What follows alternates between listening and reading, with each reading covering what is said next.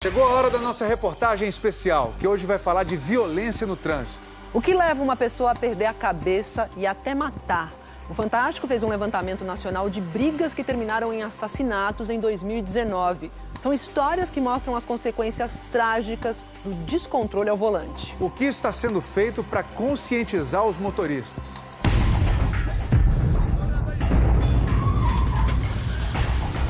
Pode acontecer em qualquer estrada, avenida ou rua do Brasil. Nossa Senhora. No engarrafamento em Florianópolis, você está ouvindo música no carro e, de repente, testemunha uma pancadaria. Numa estrada perto de Curitiba, você e sua esposa estão viajando de moto. E uma discussão faz com que vocês sejam perseguidos por um carro. O vídeo começa com um motoqueiro fazendo um gesto obsceno para o motorista. Segundo o motoqueiro, isso foi uma reação a uma fechada que não aparece no vídeo. Depois do confronto, ele pega uma rodovia. Minutos depois, ele é surpreendido pelo motorista, que dá uma fechada. Mas o motoqueiro desvia e segue em frente. Agora o motorista ultrapassa e corta o caminhão correndo em zigue-zague. Mais adiante, outra fechada. Para tentar fugir, ele pega a contramão e volta pelo acostamento. Até que decide sair da estrada. Só que de repente, também na contramão, aparece o carro. O motoqueiro foge, mas a perseguição ainda não acabou. Ele faz uma manobra para sair da estrada e o perseguidor colado nele. O carro para. O motoqueiro entra numa estrada secundária. O motorista saltou do carro para tentar pegar o motoqueiro, que segue em frente. Ele passa por várias ruas de uma cidade pequena e finalmente para pedir ajuda e ligar para a polícia. Tem um cara louco atrás da gente, a gente pode esconder a moto aqui? O motorista Fernando Pereira Fernandes foi indiciado por tentativa de homicídio. Nem ele nem o motoqueiro quiseram dar entrevista. A perseguição aconteceu em março do ano passado e durou cerca de 20 minutos, ao longo de 10 quilômetros, e não causou acidentes. Foi sorte. Em 2019, pelo menos 39 pessoas morreram assassinadas, 23 por arma de fogo. A partir de uma situação de trânsito, vítimas não só de tiros, como também brigas, facadas e até atropelamento proposital.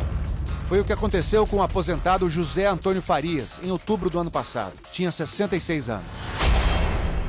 Sorriso, Mato Grosso do Sul. Quando José atravessa a rua, por pouco não é atropelado por essa moto. O motoqueiro vai embora. José fica revoltado. 15 segundos depois, é atropelado pelo mesmo motoqueiro. Mancando, o motoqueiro vai até José, mexe nele, mas depois acaba fugindo. A família recebeu a notícia primeiro pelas redes sociais, mas a informação veio incompleta. Fiquei sabendo que foi um acidente, simplesmente um acidente. Foi atropelado por uma moto atropelou ele. Eu achei que era um atropelamento normal, né? Só que o filho, Fernando, foi ao local do atropelamento procurar câmeras que pudessem esclarecer a história. Foi quando eu busquei a imagem daquela câmera. Eu liguei pro meu irmão falando, ó, cara, isso aqui não foi um acidente, olha só o que aconteceu com nosso pai. José morreu no hospital, vítima de traumatismo craniano. Ele era o avô que inventava musiquinhas para a neta Ana Carolina. Ela é autista. Até hoje ela quer que eu cante as músicas, mas eu não sei porque ele inventava, e daí ela fica brava, ela já começa a me agredir, que ela quer que eu cante a musiquinha que ele cantava para ela. O motoqueiro William Pigoso está foragido. O advogado dele diz que o William está sendo ameaçado pelas redes sociais e que por isso pediu para o cliente dele ser julgado em outra comarca. Quando isso acontecer, diz o advogado, o William vai se apresentar. Tu imagina, teu pai, ao qual você achava que ia perder ele por um câncer, porque ele fumava. Tu vê uma cena daquela. O que me revolta a situação, a maneira como foi. Por quê? Pra quê? É o mundo de hoje que estamos vivendo. Foi um homicídio com dolo eventual, um motivo fútil. Não teria necessidade alguma de chegar a esse ponto. Como autoridade policial, vejo que as pessoas estão intolerantes. João Pessoa, fevereiro do ano passado. O carro branco que tem identificação na porta é um táxi que tenta estacionar no ponto. Mas esse carro não deixa. Avança e o taxista fica sem espaço. Aí um homem salta do banco do carona para confrontar o taxista. Tira uma arma da cintura e dá 3 tiros. O assassino vai embora andando, porque mora ali perto. O taxista Paulo Damião dos Santos morreu no hospital. Deixou mulher e 2 filhos. Era uma pessoa muito calma, não gostava de briga, não gostava de bebida, essas coisas. Então foi um choque muito grande a gente saber que foi desse jeito. Entre a saída do carro, a morte e a saída do assassino foram 9 segundos. O assassino, Gustavo Teixeira Correia, está preso. A defesa dele diz que não existem fundamentações jurídicas para a manutenção da prisão e que Gustavo está com seu direito de defesa cerceado por falta de acesso aos autos. Ele não quis que o seu amigo afastasse o carro e matou por esse motivo. Se a justiça põe uma pessoa dessa em liberdade, de uma certa forma fomenta outras pessoas a fazerem isso. Em Manaus, o policial militar que atirou em Gabriel está respondendo em liberdade. O que eu lembro no momento foi o carro, ele tipo fez menção que ia me bater, né? Aí foi na hora que a gente teve uma discussão. Ele xingou determinado tipo de coisa, né? Falando da minha mãe, né? Me conhece tu, bichinho? Me conhece tu? E tu me conhece? No calor da emoção, eu quebrei o retrovisor do carro dele, né? Mas no mesmo momento eu pensei que ia acontecer algo que ia mudar minha vida. Um tiro.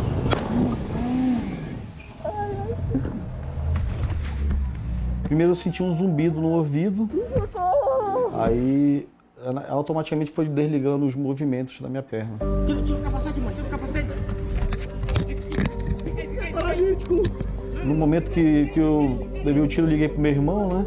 Passou um casal de amigos que me socorreram na hora.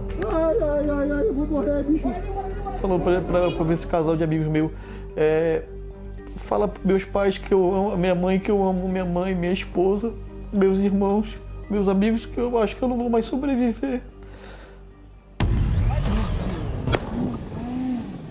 O autor ele alega que ele se sentiu ameaçado a partir do momento que a vítima teria mostrado para ele o cabo de uma pistola. É o que ele alega. Embora essa informação ela não é verídica. O advogado do PM, Tiago da Silva Carvalho, diz que acredita na inocência do cliente, o que, segundo ele, ficará demonstrado ao final do processo. A gente fica com receio, fica com medo, né? Esse psicólogo especialista em trânsito diz que os danos às vítimas não são só físicos. Entendemos muitas vezes que a lesão ela ocorre só do ponto de vista físico, mas ela pode ocorrer do ponto de vista também psicológico.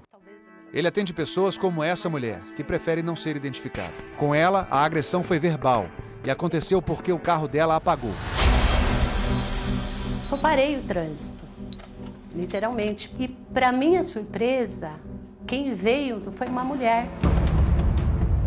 E ela foi agressiva verbalmente. Se eu abrisse a porta, eu ia dar na cara dela. A lição que eu tiro é isso, sabe? Eu acho que eu fui melhor que ela.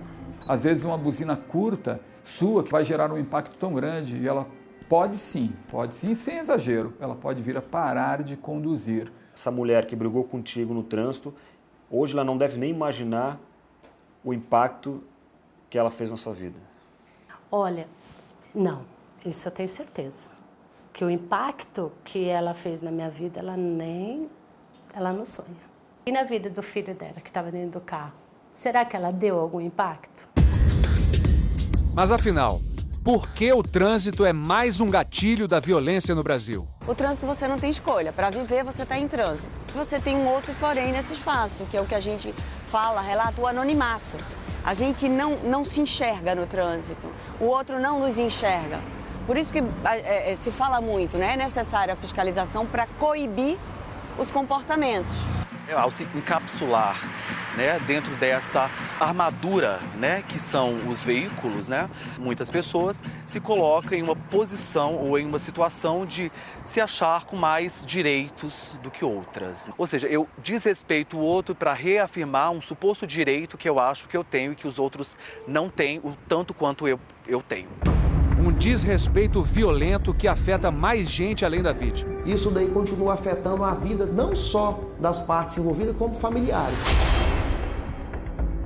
A família ficou completamente destruída, em todos os sentidos, psicológico, emocional, financeiro.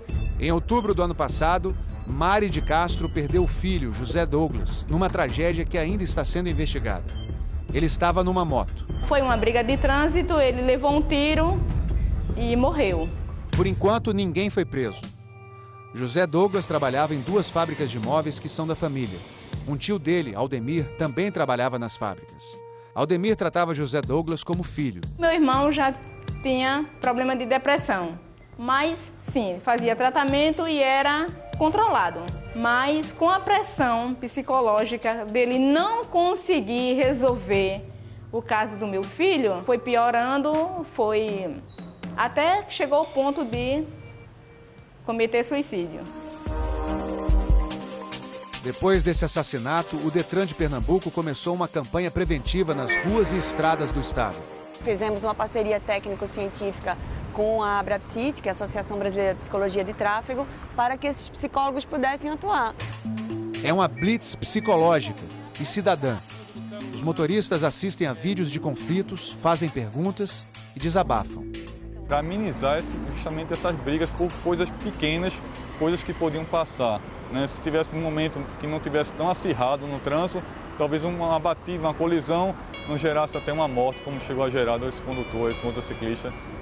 Isso reflete que a nossa sociedade está doente. Na última blitz que a gente fez, foi engraçado porque teve gente que viu na TV que tinha psicólogo na rua conversando e saíram de casa e foram lá para falar com a psicóloga. Já chegou ao ponto assim de quase se envolver numa situação dessa, alguma coisa assim? Já sim, já sim. O que aconteceu? Discussão. Trancado e rebati, né? Poderia silenciar e seguir meu caminho, mas não tive essa paciência. A gente teve agora uma instrução muito boa aqui. A gente vai levar essa instrução aqui para o nosso dia a dia, né? Agora, quando estiver no trânsito, vai pensar 2 vezes antes de comprar uma briga no trânsito, então? Pensar 2 vezes, 2, 3, 4 vezes, cara. Tem que pensar mesmo. Não vale a pena discutir no trânsito, não.